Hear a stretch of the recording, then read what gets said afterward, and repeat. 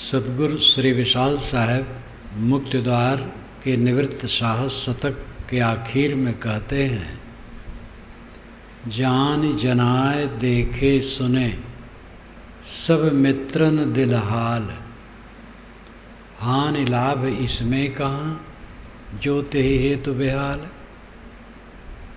प्रकाश रूप स्पर्श रस शब्द गंध बेकाम, हर्ष शोक जाने खटक बिन जाने निज धाम। हेतु न मिलने में कोई जहाँ तक जग का साथ, प्राणी मात्रन के मिलत राग द्वेष दुख हाथ। प्रकाश रूप स्पर्श रस शब्द गंध बेकाम, हर्ष शोक जाने खटक बिन जाने निज धाम। हेतु न मिलने में कोई जहाँ तक जग का साथ, प्राणी मात्रन के मिलत राग द्वेष दुख हाथ। पारख अटल समाधि है देह भिन्न सब काल, देह रहे या ना रहे एक सम जाने निहाल। सोई रहस्य अपनाइए और कहूँ नहीं नीक, सबसे आपे नीक है जहाँ रहे सब फीक। अब तो सन्मुख कुछ नहीं जब से मानव छूट, गुरु कृपा निज बोध बल ठहरी आप मन टूट। जे हित सब कुछ कर थके सो सब पाया आज, अब तो बाकी कुछ नहीं पारक स्वतः विराज। जान जनाए देखे सुने सब मित्रन दिल हाल, हानि लाभ इसमें कहाँ जो तेहि हेतु बेहाल। ऐ बोधवान, अगर तू अपने ज्ञान स्वरूप में स्थित है,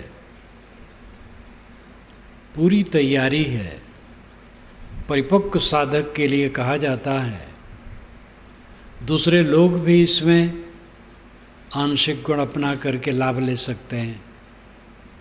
जान जनाए देखे सुने सब मित्रन दिल हाल।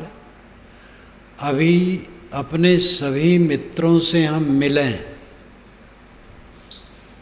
उनके दिल की बात को जानें, अपने दिल की बात को उन्हें जनाएं, उन्हें देखें, अपने को दिखाएं। साहब कहते इसमें क्या हानि लाभ है? न मिलो मित्रों से, अपने को न दिखाओ, उनको न देखो, उनकी बात न जानो, अपनी बात न जनाओ, क्या नुकसान हो जाएगा? क्यों उलझ रहे हो? सबसे मिल मिल करके क्या पाओगे? जान जनाए देखे सुने सब मित्रन दिल हाल, हानि लाभ इसमें कहाँ जो तेहि हेतु बेहाल। तुम परेशान हो, सभी मित्रों से मिले। आजकल मोबाइल चल पड़ा है, बिला वजह मोबाइल लोग कोंचते रहते हैं, कान में चिपकाए रहते हैं। क्या समाचार जानना चाहते हो? दुनिया में कौन समाचार है? राग है, द्वेष है, कला कल्पना है। क्यों परेशान हो समाचार के लिए? समाचार घटाओ।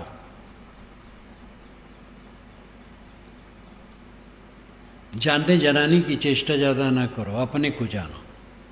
तुम कौन हो, क्या कर रहे हो? जान जनाए देखे सुने सब मित्रन दिल हाल, हानि लाभ इसमें कहाँ जो तेहि हेतु बेहाल। मित्रों से मिलें, अपने को उन्हें दिखाएं, उनको देखें, अपनी बात जनावें, उनकी बात जानें। क्या फ़ायदा है? और ये सब न करो तो क्या नुकसान है? इसलिए खुदर बुदर मत करो, अपने मन को शांत करो।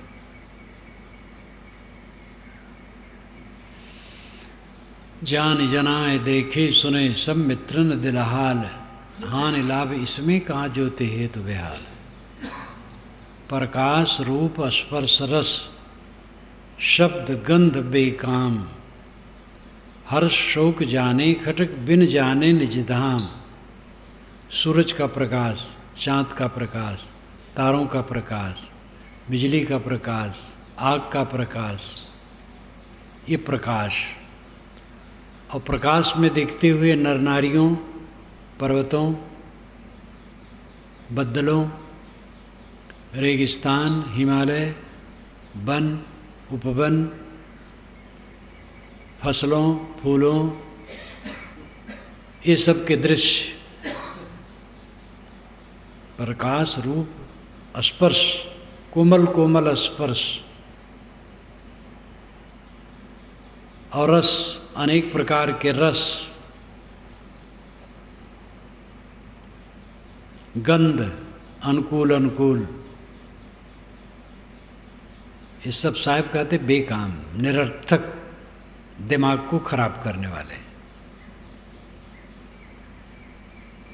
हर्ष शोक जाने खटक बिन जाने निज धाम। इनको जान जान करके हर्ष और शोक की खटक होती है। बिन जाने निज धाम, तुम अपने धाम को नहीं जानते हो। अपना धाम, अपना अक्षय भवन, आनंद भवन, ब्रह्मानंद, कैवल्य सदन, निर्वाण धाम, साकेत लोक, गोलोक, शिवलोक, जन्नत, स्वर्ग, वैकुंठ, ये सब आत्मलोक है। विकुंठ हो जाना वैकुंठ वास है। कुंठा रहित हो जाओ, ग्रंथ रहित हो जाओ। अपने मन में गांठ न बांधो, किसी चीज का गांठ न बांधो। व्यवहार होता है, व्यवहार में त्रुटियां होती हैं, अपने से भी त्रुटि हो जाती है, साथी बरातियों से व्यवहार में त्रुटि हो जाती है। उन त्रुटियों के लिए सावधान करने के लिए उत्तेजनाहीन मीठे वचनों में समता और शील से समझाओ। व्यवहार में छोटी छोटी त्रुटियां हो जाती हैं, उत्तेजित न रहो, हरदम अपने को संभालो। आपका मन, आपकी वाणी, आपकी इंद्रियां संयत रहें, इस पर ध्यान दो। दुनिया की चकर मकर देख करके क्या पाओगे?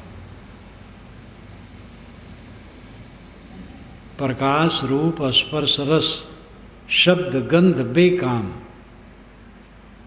नाना प्रकार के प्रकाश, उसमें अनेक प्रकार के रूप, स्पर्श रस शब्द गंध, ये पांचों विषयों का पसारा बिल्कुल निरर्थक है।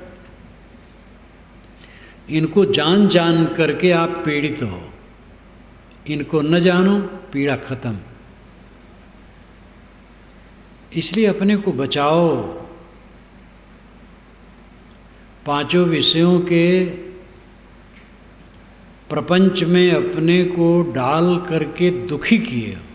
उद्धरेत आत्मना आत्मानम मग्नम संसार वारिधौ योगारूढ़त्वमासाद्य सम्यक दर्शन निष्ठया। मग्नम संसार वारिधौ, संसार समुद्र में डूबे हो, भीतर संसार धू धू करके गुजरता है, बाहर संसार धू धू करके गुजरता है। बाहर प्रपंच गरज रहा है, राग द्वेष कला कल्पना हानि लाभ प्रपंच। भीतर वासनाएं गरज रही हैं। आपके बाहर और भीतर संसार धू धू करके गुजर रहा है। इस प्रकार संसार सागर में निमग्न हो, डूबे हो, इससे अपना उद्धार करो। उद्धरेत आत्मना आत्मानम, ये स्वामी शंकर का वचन है। आत्मा द्वारा आत्मा को स्वयं ही उठाओ, इस संसार सागर से निकालो। कैसे? सम्यक दर्शन निष्ठया योगारूढ़त्व मासाध्य। आत्मा के पूर्ण ज्ञान में निष्ठा रख करके, आत्मज्ञान में निष्ठा रख करके, योग रूढ़ होकर,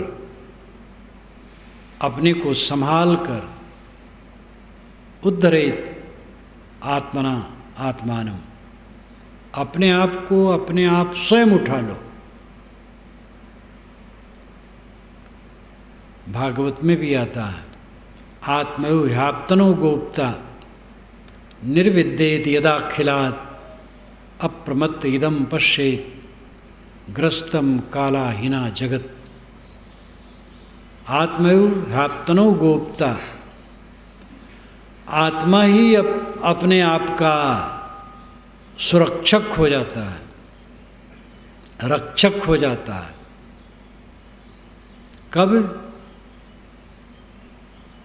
निर्विद्येत यदाखिलात्, जब सबके तरफ से निर्वेद्य हो जाता है, पूरे संसार के प्रति निर्वेद्य हो जाता है। निर्वेद्य का मतलब ग्लानि, निर्मोह, सब कूड़ा कचड़ा है, सारा संसार कूड़ा कचड़ा है, कुछ नहीं है मेरा, सब आजकल में रेत हो जाने वाला है। हमारे परदादा का क्या रहा? हम बैठे हैं यहाँ गरगाफ होकर, सबसे अपने को जोड़कर, क्या रहेगा साथ में? निर्विद्येत यदाखिलात्, जब सबके प्रति निर्वेद्य हो जाएगा, ग्लानि हो जाएगी, अनासक्ति हो जाएगी, तभी आत्मा अपने आप को स्वयं उठा लेगा। अप्रमत्त इदम पश्येत ग्रस्तम कालाहीना जगत। अप्रमत्त हो करके यह देखो, सावधान हो करके यह देखो, ग्रस्तम काल अहीना जगत, पूरा संसार काल रूपी सांप से पकड़ा हुआ है। हर आदमी काल रूपी सांप के मुंह में है, वो निगल रहा है निरंतर। झूठे सुख को सुख कहे मानत है मनमोद, जगत चबैना काल का कुछ मुख में कुछ गोद। पांचों विषयों की चकर मकर में भूले हो, कब तक देखोगे? आंखें बूढ़ी हो जाएंगी, बंद हो जाएंगे, देख नहीं पाओगे और सदा के लिए बंद हो जाएंगे। आंखें मिली हैं, अच्छा उपयोग करो, काम करो, देख देख कर, ज्ञान का ग्रंथ पढ़ो, किसी निर्मल पुरुष के दर्शन करो, आँख का सही उपयोग करो और आँख से दिखने वाले सारे रूप का मोह छोड़ दो। जीभ से अच्छा उपयोग करो, जानबूझ करके खाओ, गलत चीज़ न खाओ, कहीं जीभ को आसक्त न करो। ये पांचों ज्ञानेंद्रियाँ व्यवहार के लिए मिली हैं और इनके विषयों में अपने को डुबाओगे तो तीव्र कांटों में उलझ करके पीड़ित हो के मरोगे, कोई साथ नहीं देगा। पांचों विषयों में अपने को उलझाओ मत। प्रकाश रूप स्पर्श रस शब्द गंध बेकाम, हर्ष शोक जाने खटक बिन जाने निज धाम। ये पांचों विषयों का पसारा निरर्थक है। इनको देख देख करके, सुन सुन करके, भोग भोग करके संस्कारों के कांटे इकट्ठे कर लेते हो। काल गड़ेगा कांटा आगमन खसी कराए। कबीर साहब कहते ये काल कांटा बन करके तुम्हें गड़ेगा। ये अध्यास काल है, मोह काल है, आसक्ति काल है, इसलिए आगमन खसी कराए। पहले इसको खसी करा दो, गिरा दो। खसी कराने मतलब गिरा देना, खिसक जाना, खस जाना।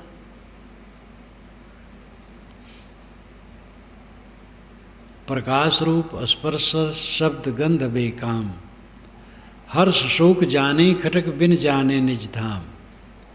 हेतु न मिलने में कोई जहाँ तक जग का साथ, प्राणी मात्रन के मिलत राग द्वेष दुख हाथ। दुनिया में जहाँ तक मनुष्यों से मिलते हो, उससे मिलने में तुम्हारा कोई प्रयोजन नहीं है। प्राणी मात्र से मिलोगे, राग हाथ में आएगा या द्वेष, और कुछ नहीं आएगा। एक हमारे प्रसिद्ध भक्त, उनके यहाँ मैं था,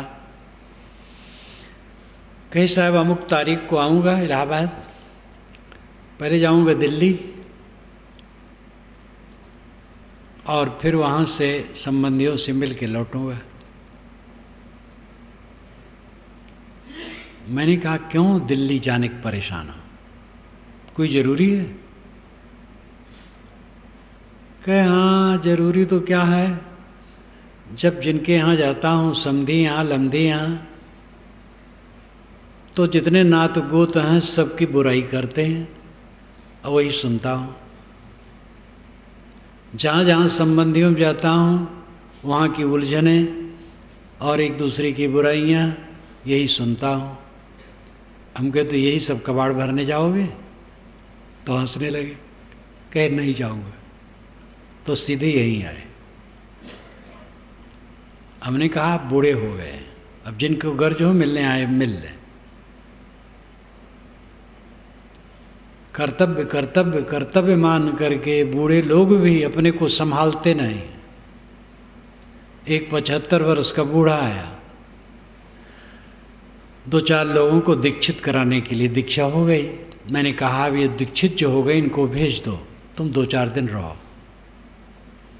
तो बड़ा सख्त में पड़ गया हो। मैंने कहा क्या बात है? कहे साहब 3 बच्चे हैं, 2 नौकरी में है, एक बाजार में दुकान करता है, मैं खेती देखता हूँ, गांव का था। मैंने कहा कितनी उम्र है? कहे 75। हम कहे कब तक खेती देखोगे? तो चुप। मैंने कहा तुम खेती ना देखो, बच्चे संभाल लेंगे, बटाई दे देंगे, पैसे पर दे देंगे। इतना दिन रगड़ते रगड़ते अभी भी पिंड नहीं छूट रहा है।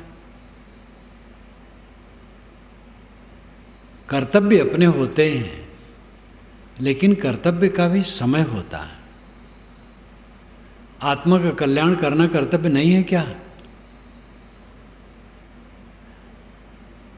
अपने आप को जब तक सबसे न छुड़ाओगे गहरी शांति न पाओगे।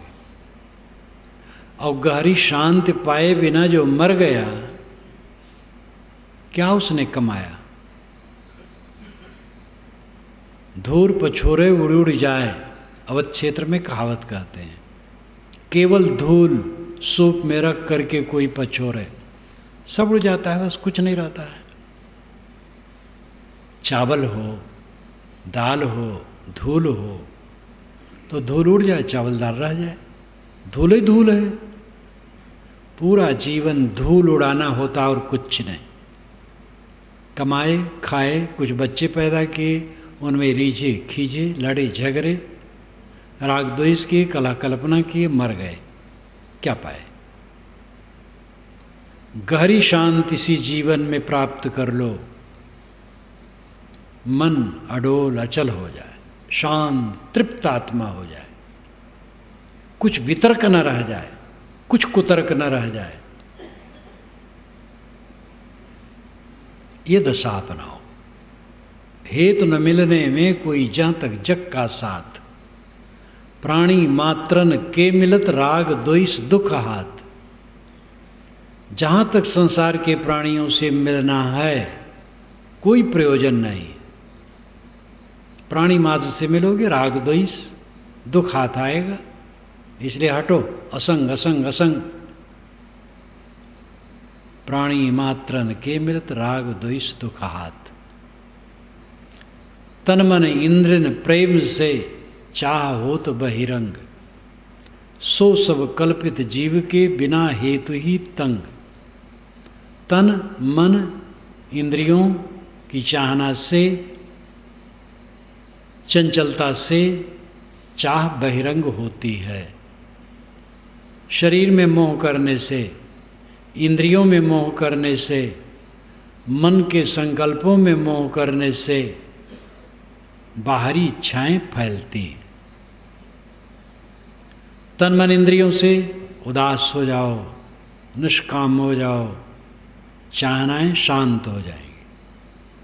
तन मन इंद्र न प्रेम से चाह होत बहिरंग। सो सब कल्पित जीव के बिना हेतु ही तंग। बिना प्रयोजन के आदमी अपने को पीड़ित करता रहता है। बिना प्रयोजन के अपने को पीड़ित करता रहता है। बिला वजह की चाहना उदय करके कष्टित होता रहता है। लोग तंबाकू खाते हैं, गुटखा खाते हैं, पान खाते हैं, सुपारी खाते हैं, सुगनी सूंघते हैं, बिला वजह दिमाग खराब करते हैं। कितने चाय वाले तो कहते हैं महाराज चाय न मिले तो सर फूटने लगता है। मैं चाय के विषय में नहीं कहता हूँ, हम लोग चाय नहीं पीते, साधु लोग। भक्तों के लिए चाय छोड़ दो ये नहीं कहते, अपने आप जो छोड़ दे छोड़ दे, जो पिए वो कम पिए। 2-3 बार दिन भर में पी लिया बहुत हो गया, न पिए और अच्छा है। पानी पियो पेट भर। लेकिन और नशा का तो बिल्कुल त्याग होना चाहिए। और सबसे बड़ा नशा है 5 इंद्रियों के विषयों से मोह, और इन्हीं से कांटे अपने मन में इकट्ठे होते हैं, सबके मोह से। तन मन इंद्र न प्रेम से चाह होत बहिरंग। सो सब कल्पित जीव के बिना हेतु ही तंग। पारख अटल समाधि है देह भिन्न सब काल। देह रहे या ना रहे एक समझाने निहाल। विशाल देव कहते हैं यहाँ तो पारक की अटल समाधि रात दिन लगी हुई है। देह भिन्न सब काल, सब काल में देह से भिन्न अपने पारक स्वरूप में अटल समाधि लगी हुई है। पारक यानी ज्ञान, आत्मा ज्ञान स्वरूप है। पारक शब्द हमारे सिद्धांत का पारिभाषिक शब्द है। ब्रह्म को उच्छिष्ट भी कहा गया है उपनिषद में। उच्छिष्ट, उच्छिष्ट नाम जूठा, जो खाया गया हो और खाने से बच जाए उसको उच्छिष्ट कहते हैं। ब्रह्म को उच्छिष्ट कहा गया है। उच्छिष्ट शब्द उसका अपना पारिभाषिक शब्द है, सब उच्छिष्ट नहीं कहते। बचा हुआ, उच्छिष्ट नाम बचा हुआ। सबको छोड़ दिया तो स्वयं बच गया, उच्छिष्ट है। भाषा जरा अच्छी नहीं है लेकिन उच्छिष्ट कहा गया है। पारक तो शब्द बहुत शुद्ध है। परख से ही पारक शब्द बना है। परख, छानबीन, ज्ञान। आपका स्वरूप ही पारक है, ज्ञान है। अपने ज्ञान स्वरूप में हर समय मैं स्थित हूँ। देह से भिन्न मैं हूँ। देह रहे या ना रहे, देह अभी रहे चाहे अभी खत्म हो जाए, यहीं खत्म हो जाए, चलते फिरते खत्म हो जाए, कहीं गिर जाए, कुछ फर्क नहीं। गाय के गले में फूल की माला कोई डाल दे, वो चल रही, कहीं टूट के गिर गई, गाय को पता नहीं। देहाभिमान छोड़ दो, कहीं भी ये शरीर छूट जाए, आप निश्चिंत रहो। ऐसा मन बनाओ, तब दुख से रहित होगे, नहीं तो पुचर पुचर करते रहोगे मन में। रोग न लग जाए, शरीर छूट न जाए, और छूटने हैं। जो पक्का है उसी के लिए कायर बने, बचाने की चेष्टा में हो। ये बचने वाला है। कल मैंने उदाहरण दिया था, महात्मा गांधी ने इसीलिए कह दिया था, जब उन पर बम फेंका गया तो सरकार ने प्रबंध किया रक्षा के लिए। उन्होंने कहा कुछ मत रक्षा करो, खुला रहने दो। वो महापुरुष वीर था, अपने मार्ग में अद्वितीय था, न भूतो न भविष्यति, ऐसा महापुरुष था। आइंस्टीन ने कहा था गांधी के निधन पर, आगे के लोग सोचेंगे मुट्ठी भर हड्डी वाला आदमी ऐसा हो सकता है। अद्भुत पुरुष था। जितने ऐसे पुरुष हुए सब अद्भुत हुए,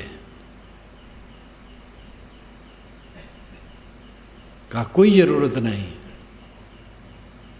भगवताचार्य स्वामी प्रसिद्ध नहीं है, बहुत विद्वानों में हैं। रामानंद संप्रदाय के संत थे, विद्वान थे, अनेक भाषाओं के विद्वान थे। संस्कृत में निष्णात, अरबी में निष्णात, इंग्लिश में निष्णात, उदार, तर्कशील। वैष्णव लोग परेशान हो जाते, लेकिन वैराग्यवान, इसलिए कोई बाग रोक नहीं सकता था। वैष्णव लोगों के मोहल्ले में ही उनके ऊपर पत्थर फेंकना शुरू हो जाता था। तो एक बार वे छत पर चले गए, जिससे पत्थर सीधे आके लग जाए, तो लोग लजा गए। संत ईसा ने कहा, ये नहीं समझते हैं कि हम क्या कर रहे हैं। क्रॉस पर उनको चढ़ाए जो लोग। कबीर साहब सदैव धूल खेलते रहे, जैसे लोग फाक खेलते हैं, मस्त।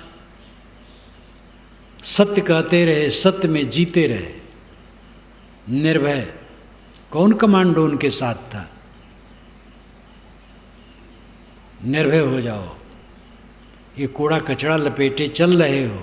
कबीर धूल सकेली के पुड़िजो बांधी ये, 4 दिवस का पेखना अंत खे की खे। कितना साहब उतार देते हैं देह को। कबीर धूल सकेल के पुड़िजो बांधी ये, धूल थोड़ा बटोर करके तुम पुड़िया बांध लिए हो शरीर रूपी। 4 दिन का देखने भर का है, फिर वही धूल में जाने वाला है ये। क्यों इसका गर्व करते हो? क्या है? पारख अटल समाधि है, देह भिन्न सब काल है। यहां तो ज्ञान की अटल समाधि लगी है। इसका मतलब नहीं कि उस संकल्पहीन होकर के हर समय बैठे रहते थे। संकल्पहीन होकर बैठने तो कुछ समय होता है, बाकी समय खाना पीना, उठना बैठना, काम धंधा करना, मिलना जुलना, ये सब होता है। लेकिन उसमें भी सब समय समाधि है जिसका विवेक दृढ़ है, सम्यक दर्शन निष्ठ है। अभी कहा मैंने, योगारूढ़त्वमासाध्य, आत्मा के सम्यक ज्ञान में निष्ठा वाला जो योग में रूढ़ है। मग्नम संसार वारिधौ, संसार समुद्र से उद्धरेत आत्मना आत्मानम, अपने आप को निकाल लेता है। सिंह का बच्चा एक पिंजड़े में बंद है, अंदर से पिंजड़ा तोड़ के निकल आए तभी वो निकल सकता है, शायद वो ना निकल पाए, लेकिन आप निकल सकते हैं। वामदेव ने शरीर का अहंकार तोड़ दिया और मुक्त हो गए। वामदेव की बात आती है। वामदेव बहुत ज्ञानी पुरुष। शरीर का अहंकार छोड़ देना, सब बातों को जोर इसी पर है। देह से काम लो, सेवा करो, साधना करो और मोह छोड़ करके रहो। देह संबंधित प्राणी पदार्थ कहीं भी मोह मत करो। मोह छोड़ करके रखो, देखो कमल की तरह खिले रहोगे। मोह में रहते हो इसलिए मुरझाए रहते हो। वेद का वचन द्वा सुपर्णा सजा सखाया समानम वृक्षम परिसद सजाते तयोरन्य पिपलम स्वादक तन्नन्यो विचाक्षित। दो पक्षी समान हैं, एक समान पेड़ पर बैठे हैं, दोनों मित्र हैं, साथी हैं। एक फल खाता है इसलिए दुखी रहता है, एक खाता नहीं केवल देखता रहता है इसलिए वो दुखहीन है। सुंदर अलंकार है। दो प्रकार जीव तो एक ही प्रकार के हैं लेकिन दो स्वभाव वाले हैं, एक रागी एक विरागी। दोनों समान हैं, सजाती हैं, मित्र हैं और एक ही समान शरीर में रहते हैं। एक शरीर की इंद्रियों के भोगों में उन्मत्त है इसलिए दुखी है, दूसरा केवल दृष्टा है इसलिए दुखहीन है। उपनिषद में इसका पूरक एक मंत्र बनाया गया, समाने वृक्षे पुरुषो निमग्नौ अनिशया सोचत मुह्यमान जुष्टम यदा पश्यतनमे महिमान मितभीत शोक। समानम वृक्षे पुरुषम, ये जो पुरुष है समान ही पेड़ पर है लेकिन एक निमग्न है, डूबा है। समाने वृक्षे पुरुषो निमग्नौ, समाने वृक्ष है, दोनों रागी विरागी का शरीर समान है, वैसे हाथ पैर नाक कान सब, लेकिन एक जो अविवेकी है वो निमग्न डूबा है, मोह में डूबा है, विषयों के मोह में डूबा है, प्राणी पदार्थों के आसक्ति में डूबा है। इसलिए अनीशया, वो अनीश है, वो ईश्वर नहीं है, अनीश है, असमर्थ है। असमर्थता क्या है? आसक्ति। इसलिए सोचती, चिंता करता। क्यों चिंता करता है? मोहिमान है, विमोहित है, संसार सागर में डूबा है, विमोहित है, इसलिए चिंता करता है। जुष्टम यदा पश्यतनमी स्मस महिमान विद्वित शोक। लेकिन एक दूसरा है जुष्टम, प्रसन्न है, कोई तकलीफ ही नहीं है, कुछ है ही नहीं है मेरा, कुछ छुटना ही नहीं है। कुछ मेरा हो तो छूटे, नंगा नाचे फाटे काओ। नंगा आदमी नाचे तो क्या फटेगा? जब कुछ मेरा है ही नहीं तो छुटेगा क्या? छूटने वाली सारी चीज़ों का मोह छोड़ दिया। अब जो समझ में आया मेरा, वो कभी मुझसे छूट नहीं सकता है। वो राम अंतरात्मा है, स्वस्वरूप। साहब ने राम बारंबार कहा। सादा शब्द जीव है, उसी को आत्मा कहते, उसी को ब्रह्म कहते। वही अल्लाह है, वही खुदा है, वही गॉड है, वही परम तत्व है। और आप है स्वयं स्वरूप। अपना आपा अपने आपा से कहीं अलग होगा? कोई वस्तु अपनी इकाई से अलग होती है? मैं से मैं कभी अलग होने वाला नहीं। ऐसा व्यक्ति सदैव अपने आत्मानंद में डूबा रहता है, आत्म तृप्त, आत्म संतुष्ट। पारख अटल समाधि है देह भिन्न सब काल, देह रहे या ना रहे एक समझान निहाल। जुष्टम सदा पश्यतनमी स्मस महिमानमित बीत शोका। जुष्टम जो प्रसन्न है वो अपनी महिमा में है, वो ईश्वर हो जाता है, निष्काम हो गया ईश्वर हो गया। दरिद्र सत्य संतुष्ट कृपणो योजितेन्द्रिय गुणे सुशक्त धीरीशौ गुण संगो विपर्जया। ये श्रीमद् भागवत में आता है।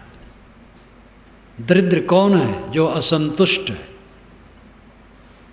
धन से कभी कोई संपन्न नहीं होगा, संपन्नता होती है संतोष से।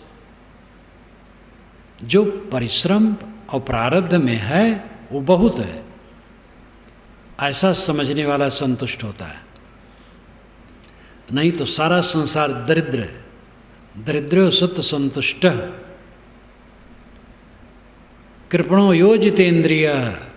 जो असंतुष्ट है वो दरिद्र है, जो अजितेंद्रिय है वो कृपण है। जिन्होंने अपनी इंद्रियों को नहीं जीता वो कृपण है। गुणे सुशक्त धीरीशौ। जो विषयों पर विजयी, इंद्रियों पर विजयी है वो ईश्वर है। गुण संगो विपर्जया। और जो विषयों के मोह में है वो गुलाम है। सब अपने में अमृत विषय है। अपने को जगाओ। अत्ता चोदयत्तानम पटिवासयत मत्तना सोअत्त गुत्तो सतिमा सुखम भिक्खु विहाइस। तथागत बुद्ध कहते हैं आत्मा आत्मा को जगावे, यानी स्वयं तुम अपने को जगाओ। क्या कर रहे हो? क्या यहाँ फल मिला? क्या मिलने वाला है? देखो अपने को जगाओ। पटिवासयत मत्तना। आत्मा द्वारा आत्मा में निवास करो, यानी अपने में तृप्त रहो। पुत्र द्वारा संतोष चाहोगे तो न मिलेगा। पत्नी द्वारा, पति द्वारा, माता पिता द्वारा, भाई द्वारा, पैसा द्वारा, संपन्नता द्वारा, मान बढ़ाई और प्रतिष्ठा और पूजा सत्कार द्वारा संतुष्टि चाहोगे, कभी संतुष्ट नहीं होगे। आत्मा द्वारा आत्मा को संतोष मिलता है। बाहर तो सब खड़र बड़र है, छिन्न भिन्न है, कहीं पूरा होने वाला है। पटिवासयत मत्तना, ये पाली भाषा है। इसको संस्कृत में कहें तो होगा प्रतिपश्येत आत्मानाम आत्मना। आत्मा द्वारा आत्मा में अच्छी तरह से बसो।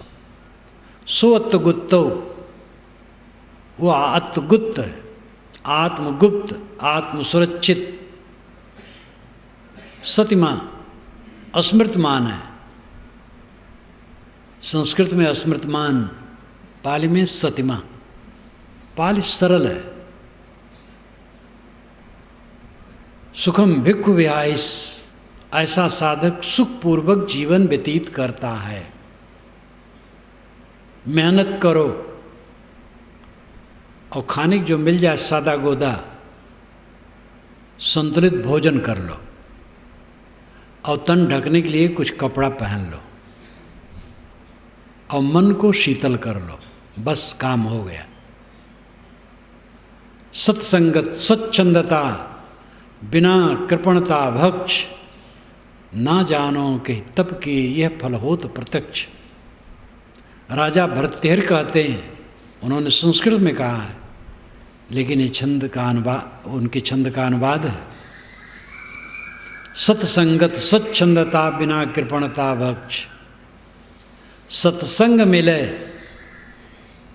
और मन बंधनों से रहित रहे, निर्मोह रहे और पेट भर भोजन मिले।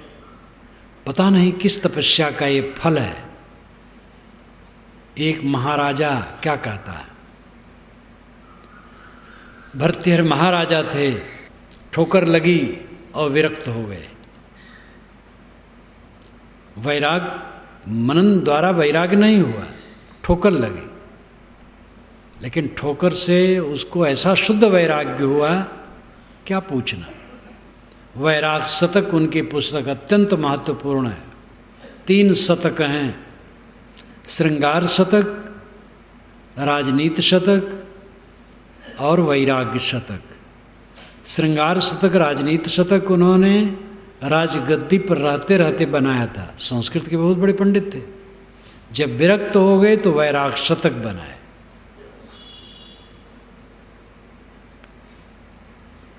तो उन्होंने एक श्लोक में कहा, जो हिंदी छंद में अनुवाद है, सत्संगत स्वच्छंदता बिना कृपणता भक्ष। सत्संग मिले और मन निर्बंध हो, कहीं मोह माया ना हो, और पेट भर भोजन मिले, और क्या चाहिए। धन्य है वह। ये सौभाग्य आप स्वयं प्राप्त करोगे, दूसरा नहीं करा सकता है। पारक अटल समाधि है देह भिन्न सब काल, देह रहे या ना रहे एक सम जान निहाल। सोई रहस्य अपनाई और कहो नहीं नीक, सबसे आपे नी कहे जहाँ रहे सब फीक। साहब कहते ही रहस्य, रहस्य नाम रहनी। रहस्य का शाब्दिक अर्थ होता है मर्म, भेद। लेकिन पारक सिद्धांत में रहनी के लिए रहस्य शब्द का प्रयोग बहुत है। इसलिए पारक सिद्धांत का यह पारिभाषिक शब्द है रहनी के लिए। सोई रहस्य अपनाइए, यही रहस्य अपनाओ, यही रहनी अपनाओ, सबकी कामना छोड़ करके आत्म तृप्त रहो। अगर आज आपको अटपटा लगता है तो कुछ थप्पड़ खा लोगे, तब पता पाओगे कि ठीक है। ये आपको बड़ा मोह है, आपकी पत्नी आपके लिए बड़ा प्यार करती, आपका पति आपके लिए बड़ा प्यार करता है, आपके लड़के बड़े कुर्बान हैं आप पर, आपके माता पिता की बड़ी करुणा है आप पर, आपके मित्र आपको छोड़ना नहीं चाहते हैं, आप बड़े दुलरुआ हैं, आपको बड़ा ऐश्वर्य है। ठीक है, इस भ्रम में जी लो कुछ दिन, भ्रम टूटेगा। ये धोखा पट्टी है। सबकी कृपा हमारे ऊपर है, ठीक है, लेकिन अपना मन सबसे अनासक्त हो करके आत्मलीन हुए बिना शीत भूतम की अवस्था ना आएगी। शीत भूतम, अत्यंत शीतल हो जाओ, दुख रहित हो जाओ। सोई रहस्य अपनाई और कहो नहीं नीक, यही रहनी अपनाओ और कहीं नीक अच्छा नहीं है। चाहे जितना नीक हो, चाहे जितना अच्छा हो, छूट जाएगा। माँ बाप छूटेंगे, पत्नी छूटेगी, पति छूटेगा, मित्र छूटेंगे, घर छूटेंगे, मठ मंदिर छूटेंगे, संतानें छूटेंगी, शिष्य समाज छूटेगा। क्या किसके साथ रहता है? चाहे जितना नीक हो, अच्छा हो, छूटेगा। सोई रहस्य अपनाई और कहूँ नहीं नीक, सबसे आपे नीक है जहाँ रहे सब फीक। सबसे नीक स्वयं है। आत्मतृप्ति, आत्मसंतोष सबसे नीक अच्छा है। और इस स्थिति में पहुँच करके सब फीका हो जाता है बाहर का। अब तो सन्मुख कुछ नहीं, जब से मानव छूट, गुरु कृपा निज बोध बल ठहरी आपमन टूट। साहब कहते अब तो सामने कुछ नहीं है, कोई बंधन नहीं। जब से मान्यता छूट गई, मोह ममता छूट गई, तब से अब कोई बंधन दिखाई नहीं देता। गुरु की कृपा से बोध मिला और अपना परिश्रम किया, अपने में ठहर गया और वासनाएं टूट गई। जेहित सब कुछ कर थका, सो सब पाया आज। अब तो बाकी कुछ नहीं, पारक स्वतः विराज। जिस अनंत सुख को प्राप्त करने के लिए आज तक सब कुछ करके थक गए और नहीं पाए। धन से सुख बटोरने की चेष्टा किए, पुत्र से, पत्नी से, पति से, भाई से, पद प्रतिष्ठा से, पूज्यता से, सम्मान से, राजनीति से, पता नहीं कहाँ कहाँ, और सब में केवल दुख मिला। जे हित सब कुछ कर थके, सो सब पाया आज। अब आज मिल गया, सब कामना छूट गई, आत्माराम में विश्राम हो गया। यही पद अपनाओ, इसी स्थिति में पहुंचने से कल्याण है। जो इसके सीधे पात्र हैं, बहुत साधना करके आगे बढ़ गए हैं, उनको इस साधना, इस रहने में बड़ी सरलता है। जो यहाँ तक अपनी अधिकारी नहीं मानते हैं अपने को, वही भी इस चीज़ को समझेंगे, सोचेंगे तो कभी ऐसा होगा। मैं पहले भक्ति मार्ग में रहता था, सगुण भगवान की उपासना, और एकांत में रोता था कि दिखा करके कभी नहीं रोया, अकेले में रोता था कि भगवान कब मिलोगे। इस प्रकार अनुराग में चल रहा था, और इसी अनुराग में मुझे 17-18 वर्ष की उम्र के बीच में पारखी भक्त पहले मिले, फिर संत मिले, फिर सद्गुरु मिले, फिर समझ हुई, और इस मार्ग में आया।